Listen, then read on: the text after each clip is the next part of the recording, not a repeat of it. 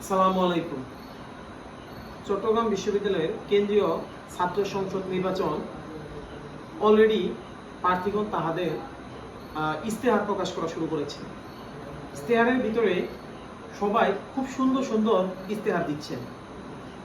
আমি মনে করি চট্টগ্রাম বিশ্ববিদ্যালয়ের মেইন দুটি সমস্যা হচ্ছে যোগাযোগ এবং আবাসন।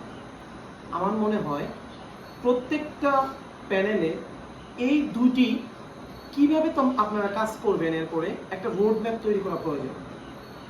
আমি একজন ভোটার হিসাবে চাই একটা ছেলে সেই সুদূর রংপুর থেকে আসার পর এখানে যেন একটা সিট পায়। আমার চাক্ষু হয়ে উঠুক প্রত্যেকটা ছাত্রের অধিকারের ভাষা, অধিকারের রাস্তা, চাক্ষু হয়ে উঠুক প্রত্যেকটা স্টুডেন্টের প্রতিনিধি।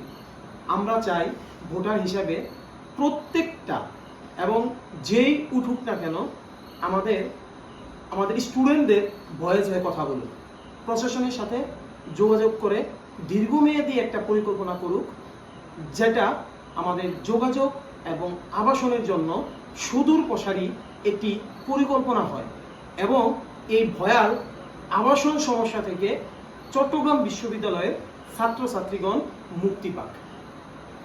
ওকে।